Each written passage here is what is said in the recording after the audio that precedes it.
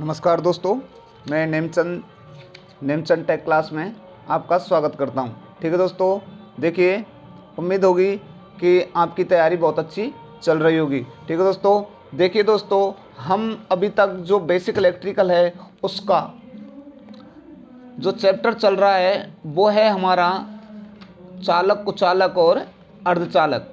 ठीक है दोस्तों, चालक, कुचालक, अर्धचालक में हम चालकों का वर्गीकरण पढ़ रहे थे, जिसमें हम ठोस चालक कंप्लीट कर चुके हैं। ठीक है दोस्तों, क्या कर चुके हैं? ठोस चालक कंप्लीट कर चुके हैं। अब देखिए, चालक जो थे हमने बताए थे 3 प्रकार के होते हैं। वो कौन कौन से थे? यानी एक तो था हमारा चालक के प्रकार जो बताए थे हमने, चालक के प्रकार, चालक के जो प्रकार बताए थे दोस्तों, वो बताए थे हमने ठोस चालक, दूसरा बताया था हमने द्रव चालक, और तीसरा है दोस्तों गैसीय चालक। गैसीय चालक, ठीक है दोस्तों, गैसीय चालक। यानी कि हम इसमें ठोस चालक में पढ़ चुके हैं, यानी कि चांदी जो विद्युत का सर्वोत्तम चालक होता है, चांदी पढ़ चुके हैं दोस्तों। और हम पढ़ चुके हैं तांबा, एल्युमिनियम, सोना, पीतल, आयरन,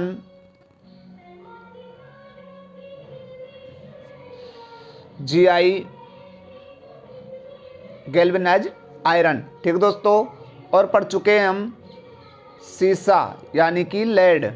क्या दोस्तों? लेड। टिन यानी कि रांगा दोस्तों। क्या? रांगा। इसके बाद में हम पढ़ चुके हैं जस्ता। ठीक है दोस्तों, उसके बाद पढ़ चुके हैं टंगस्टन। ठीक है दोस्तों, क्या पढ़ चुके हैं? टंगस्टन। और उसके बाद में हम पढ़ चुके हैं दोस्तों यूरेका। यूरेका। उसके बाद में मैग्नीन। मैग्नीन, नाइक्रोम। ठीक है दोस्तों, जो मोस्टली बहुत ही इंपॉर्टेंट हैं। ठीक है, तो इनके बारे में हमने पूरा डिटेल में बता दिया है दोस्तों। अब देखिए, हम चलते हैं द्रव चालक। कौन से दोस्तों? द्रव चालक। ठीक है दोस्तों, जो द्रव चालक होते हैं, यानी कि इनके नाम से ही पता चल रहा है द्रव चालक, यानी कि वे द्रव जिनमें विद्युत धारा का प्रवाह आसानी से हो जाता है, उन्हें हम क्या कहते हैं? द्रव चालक कहते हैं दोस्तों। क्या कहते हैं दोस्तों? द्रव चालक कहते हैं। यानी कि वे चालक जिनमें विद्युत धारा का, यानी कि वे द्रव चालक जिनमें विद्युत धारा का प्रवाह आसानी से हो जाता है, उन्हें हम क्या कहते हैं दोस्तों? द्रव चालक कहते हैं। यानी कि कह सकते हैं वे द्रव जिनमें विद्युत धारा का प्रवाह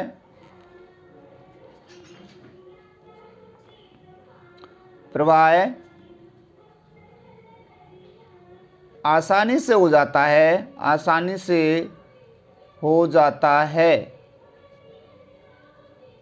उन्हें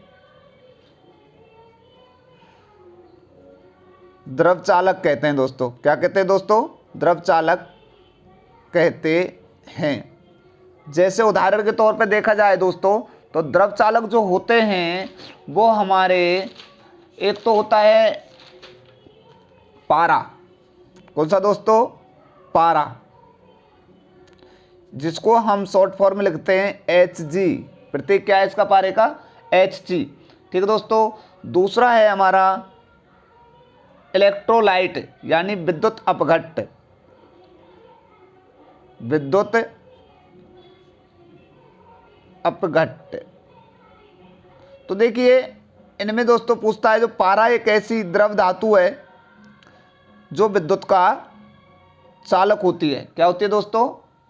विद्युत का चालक होती है, एक तरल होता है। और ये सामान्यतः जो यूज होता है वो होता है दोस्तों thermometer, mercury, vapour lamp, Buchholz relay.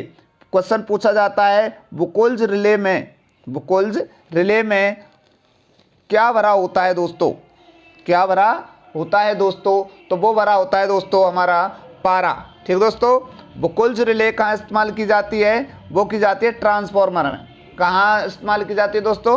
Transformer में। ठीक है, यानी कि यह एक तरल है। पारा जो होता है, पारा यह तरल चालक है। कैसा है दोस्तों? तरल चालक है। कैसा है दोस्तों? तरल चालक है। और कह सकते हैं इसके बारे में सामान्य अवस्था में द्रव में होता है। सामान्य अवस्था में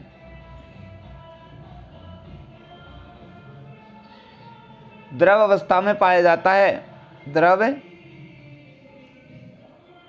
अवस्था में पाया जाता है। ठीक है दोस्तों, इसका जो यूज है दोस्तों पारे का वो होता है हमारा थर्मामीटर में। ठीक है दोस्तों, दूसरा है mercury vapour lamp. Mercury vapour lamp, Buchholz relay,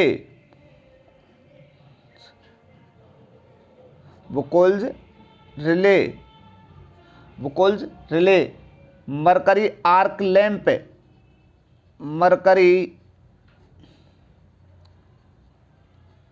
lamp, ठीक है दोस्तों, मरकरी आर्क लैंप आदि में इसका इस्तेमाल करते हैं। आदि में। तो देखिए दोस्तों क्वेश्चन पूछा जाता है कि ट्रांसफार्मर में जो पारे का इस्तेमाल है वो कहाँ किया जाता है? तो कहाँ किया जाता है दोस्तों? बुकोल्ज रिले में। ठीक है दोस्तों, दूसरा जो इसमें है हमारा वो है विद्युत अपघट्य। क्या है दोस्तों? विद्युत अपघट्य। ठीक है, क्या है दोस्तों? विद्युत अपघट्य। यानी कि विद्युत अपघट्य जो होता है, विद्युत अपघट्य यानी कि विद्युत अपघट्य जो होते हैं, सभी विद्युत अपघट्य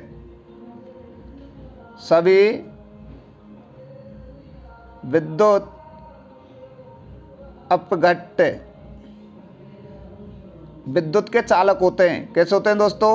विद्युत के चालक होते हैं दोस्तों। क्या होते हैं दोस्तों? सभी विद्युत अपघट्य विद्युत के क्या होते हैं? चालक होते हैं। और जो ये क्वेश्चन पूछा जाता है कि इनका ताप गुणांक कैसा होता है? विद्युत अपघट्य का ताप गुणांक होता है ऋणात्मक होता है। कैसा होता है दोस्तों? ऋणात्मक। विद्युत अपघट्य का ताप गुणांक ऋणात्मक होता है दोस्तों, ऋणात्मक होता है। देखिए इनका यूज जो होता है विद्युत अपघट्य का वो होता है प्राथमिक एवं द्वितीयक सेल।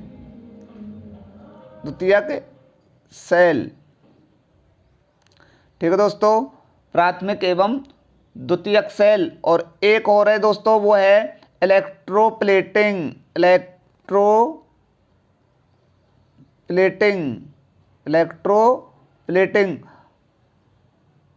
आदि में दोस्तों, आदि में।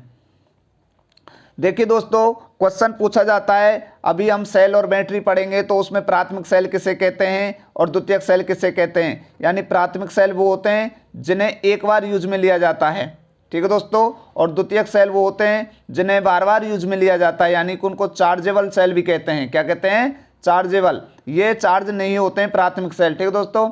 और इलेक्ट्रोप्लेटिंग जो होती है ये क्या चीज़ है, इलेक्ट्रोप्लेटिंग में डीसी का इस्तेमाल किया जाता है। किसका इस्तेमाल किया जाता है, डीसी के जहाँ यूज आएंगे ना, डीसी जब लगे वहाँ पे इसका वो है, यानी कि वो भी बैटरी और सेल वाले चैप्टर में आएगा दोस्तों। तो ठीक है, तो जब पढ़ेंगे उसी टाइम बताएंगे बैटरी और सेल के टाइम में। और यानी कि जो इलेक्ट्रोप्लेटिंग है इसका काम क्या है, इलेक्ट्रोप्लेटिंग किसे कहते हैं, यानी इलेक्ट्रोप्लेटिंग का मतलब होता है दोस्तों किसी धातु पर दूसरी परत चढ़ाना, किसी धातु पर दूसरी धातु की परत चढ़ाना क्या कहलाता है दोस्तों, इलेक्ट्रोप्लेटिंग कहलाता है। ठीक है दोस्तों। अब देखिए हमारे द्रव चालक दो हैं, कौन कौन से, पारा हो गया और विद्युत अपघट्ट हो गए। ठीक है दोस्तों। अब देखिए हमारा अगला आता है दोस्तों गैसीय चालक। कौन से दोस्तों, गैसीय चालक। नाम से ही पता चल रहा है दोस्तों गैसीय चालक क्या हैं, यानी जिन गैसों में से धारा का प्रवाह हो जाता है, यानी कि वे गैसें जिनमें धारा का प्रवाह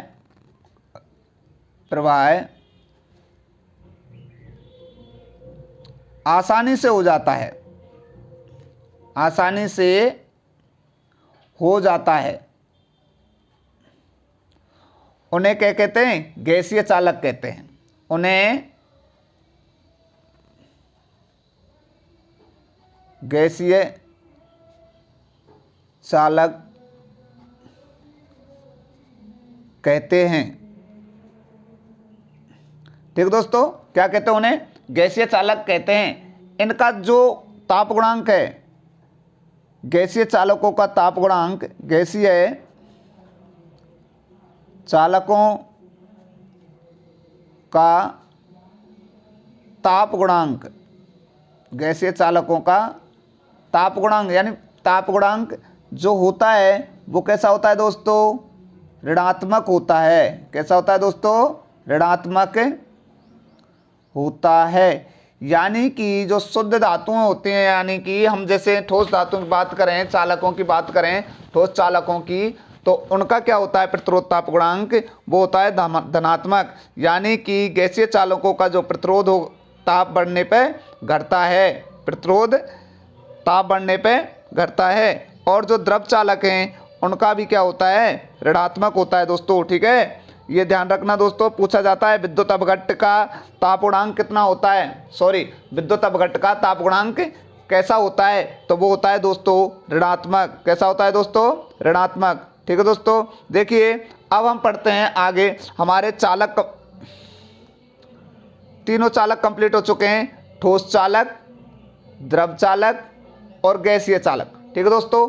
अब इससे आगे चलते हैं, यानी कि हम पढ़ेंगे अभी कुचालक पदार्थ। कौन से दोस्तों, कुचालक या अचालक, कुचालक या अचालक, कुचालक या अचालक। ठीक है दोस्तों। तो देखिए अभी हम पढ़ेंगे कुचालक या अचालक कहते किसे। देखिए कुचालक, कुचालक या बोलते हैं इनको इंसुलेटर, क्या बोलते हैं, इंसुलेटर, कुचालक, अचालक। देखिए इनमें क्या क्या प्रॉपर्टीज होती हैं, क्या क्या गुण होते हैं, ठीक है, जहां से क्वेश्चन पूछा जाता है दोस्तों। तो देखिए कुचालक कहते किसे हैं, नाम से ही पता चल रहा है, जिनमें विद्युत धारा का प्रवाह नहीं होता है, तो वे क्या कहलाते हैं, कुचालक कहलाते हैं दोस्तों। क्या कहलाते हैं दोस्तों, कुचालक कहलाते हैं। जिनमें करंट का प्रवाह, जिनमें विद्युत धारा का प्रवाह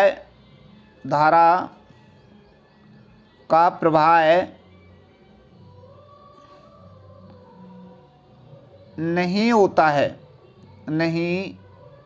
है, उन्हें क्या कहते हैं दोस्तों, कुचालक कहते हैं। क्या कहते हैं दोस्तों, कुचालक कहते हैं, कुचालक कहते हैं दोस्तों।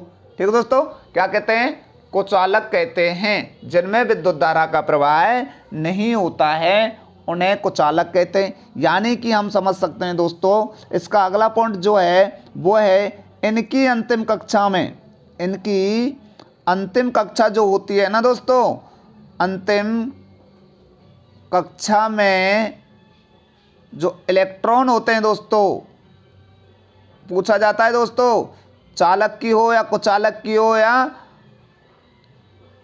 अर्धचालक की हो, उनकी अंतिम कक्षा में कितने इलेक्ट्रॉन्स होते हैं दोस्तों। तो अंतिम कक्षा में जो कुचालक है उनकी अंतिम कक्षा में इलेक्ट्रॉन की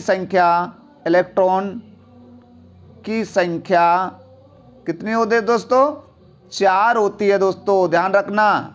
सॉरी 4 नहीं दोस्तों, 4 से अधिक। कितनी होती है दोस्तों, 4 से, इलेक्ट्रॉन की संख्या 4 से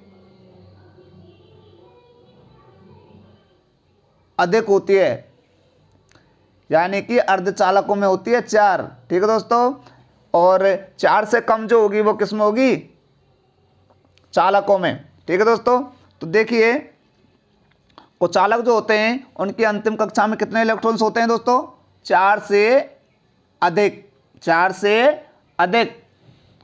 इनका जो प्रतिरोध ताप गुणांक होता है, इनका प्रतिरोध ताप गुणांक पूछा जाता है दोस्तों, ध्यान रखना। जो मैंने प्रतिरोध ताप गुणांक बताए हैं दोस्तों वो इंपॉर्टेंट हैं। इनका प्रतिरोध ताप गुणांक ऋणात्मक होता है, ऋणात्मक होता है। ठीक है दोस्तों, हमको कुछ नहीं करना है, एग्जाम में पूछ ले यदि, आपको ध्यान रखना है दोस्तों, जो चालक होते हैं, जो शुद्ध चालक होते हैं, उनका प्रतिरोध ताप गुणांक कैसा होता है, ओनली धनात्मक होता है। बाकी के कुचालक या गैसीय चालक या विद्युत अपघट्ट या दोस्तों हम कह सकते हैं अर्धचालक, इनका प्रतिरोध ताप गुणांक कैसा होता है दोस्तों, ऋणात्मक होता है। ठीक है दोस्तों, ध्यान रखना। तो जिनमें विद्युत धारा का प्रवाह नहीं होता है उन्हें हम क्या कहते हैं, कुचालक कहते हैं। इनकी अंतिम कक्षा में इलेक्ट्रॉन की संख्या 4 से अधिक होती है। इनका प्रतिरोध ताप गुणांक ऋणात्मक होता है दोस्तों, किनका, कुचालकों का। ठीक है दोस्तों, अब देखिए अगला क्या है, मुक्त इलेक्ट्रॉन की संख्या नगण्य होती है। इनकी अंतिम कक्षा में, इनकी अंतिम कक्षा में मुक्त इलेक्ट्रॉन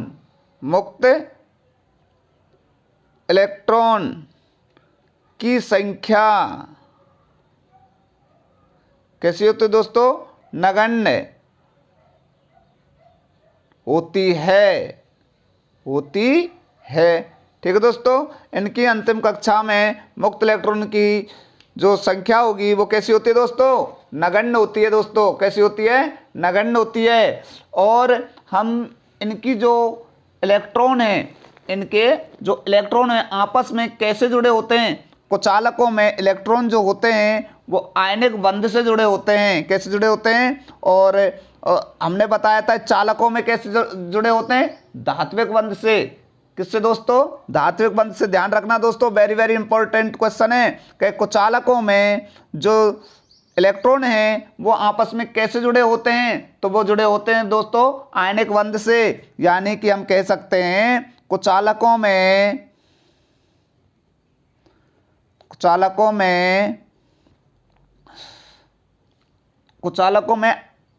इलेक्ट्रॉन आयनिक बंध से जुड़े होते हैं। ठीक है दोस्तों, ध्यान रखना। कुचालकों में जो इलेक्ट्रॉन है वो आपस में कैसे जुड़े होते हैं दोस्तों, आयनिक बंध से जुड़े होते हैं। कैसे जुड़े होते हैं, आयनिक बंध से जुड़े होते हैं। और हम बात करें चालकों की तो उनमें कैसे जुड़े होते हैं दोस्तों, उनमें जुड़े हुए होते हैं उनमें हमारे जो जुड़े होते हैं वो जुड़े होते हैं साहब धात्विक बंध से। कैसे दोस्तों? धात्विक बंध से। ठीक है दोस्तों, ध्यान रखना, बहुत ही इंपॉर्टेंट क्वेश्चन है दोस्तों। ठीक है, इनकी जो प्रतिरोधकता है कुचालकों की, कुचालकों की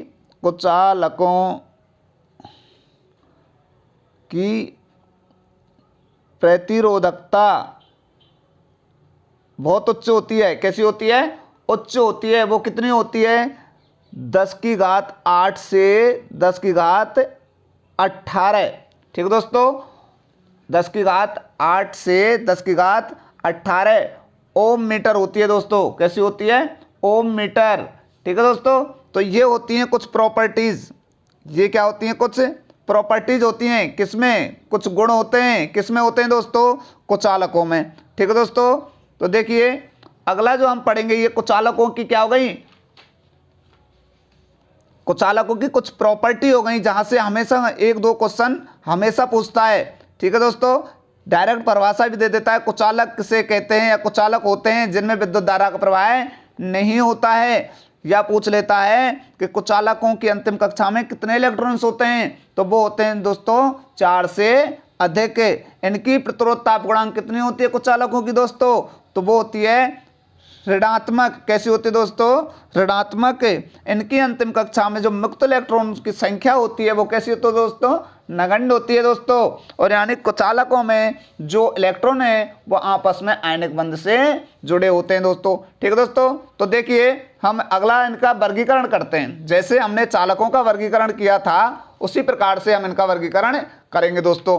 ठीक है दोस्तों, जिस प्रकार से हमने चालकों का वर्गीकरण किया था उसी प्रकार से हम कुचालकों का भी वर्गीकरण करते हैं। तो जिनमें है हमारा ठोस अचालक, द्रव अचालक और गैसीय अचालक। चलो दोस्तों देखिए अगला है हमारा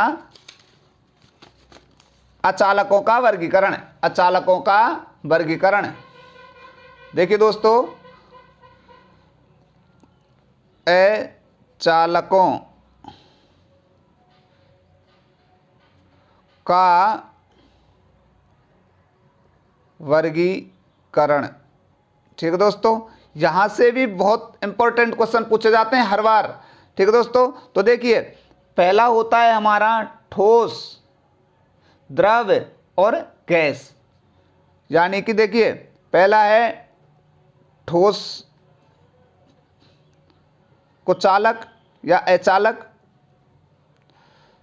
दूसरा है दोस्तों हमारा द्रव अचालक या कुचालक, और तीसरा है दोस्तों हमारा गैसीय अचालक या कुचालक, गैसीय अचालक। ठीक है दोस्तों, गैसीय। अब देखिए ठोस में कौन कौन से आते हैं, जैसे हमने कहा है लकड़ी। ठोस में कौन कौन से आते हैं? जैसे लकड़ी, ये भी क्या है? लकड़ी क्या है? अचालक है, लेकिन कैसी होती है? ठोस। अभ्रक, चीनी मिट्टी।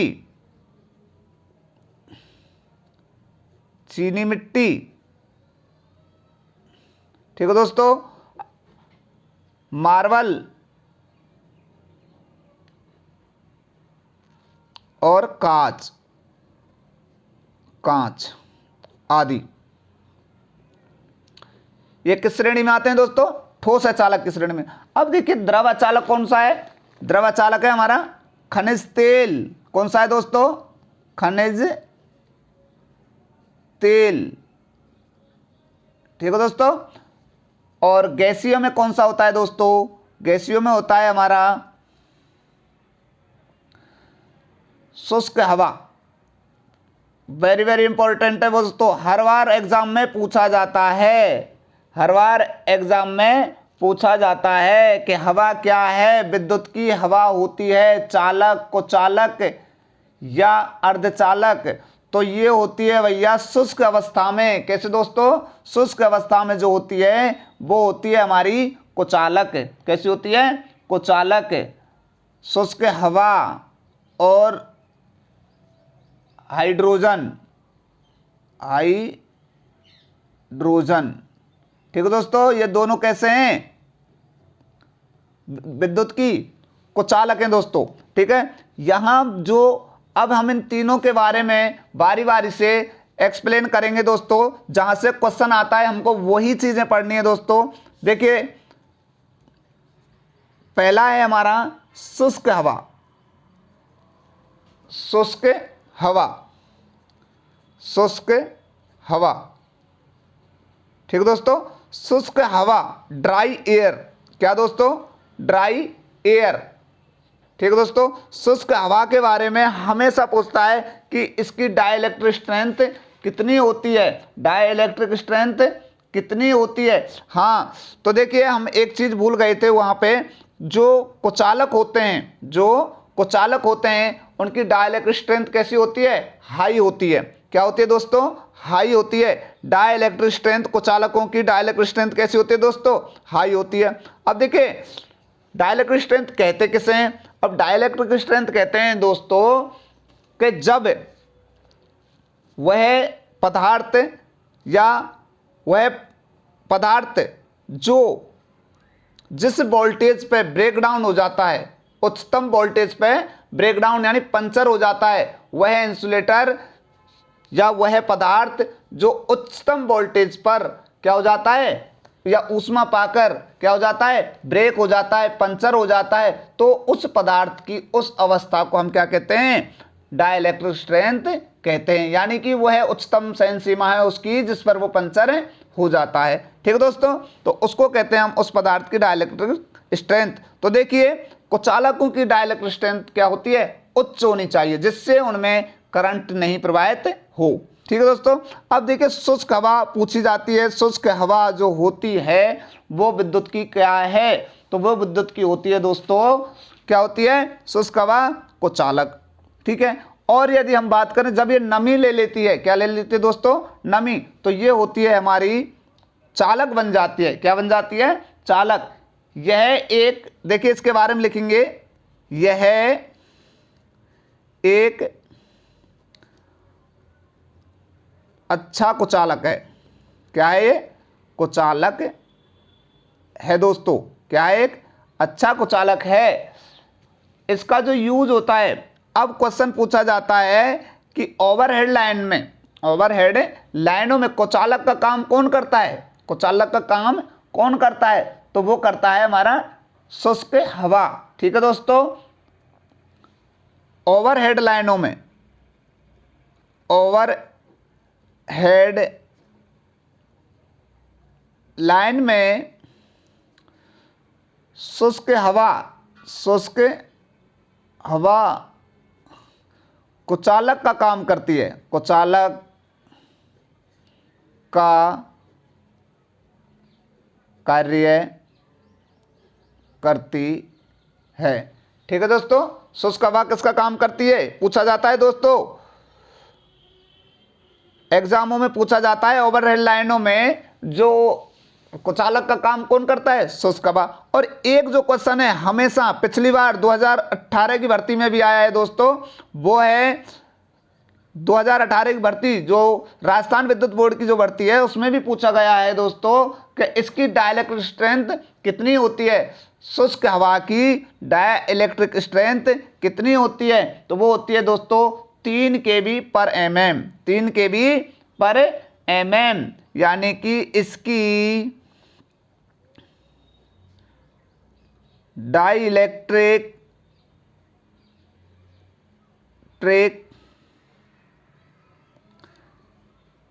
स्ट्रेंथ 3 kV पर mm होती है। इंपॉर्टेंट है दोस्तों। अब एक क्वेश्चन और पूछा जाता है दोस्तों, डाइलेक्ट्रिक जो होती है, डाइलेक्ट्रिक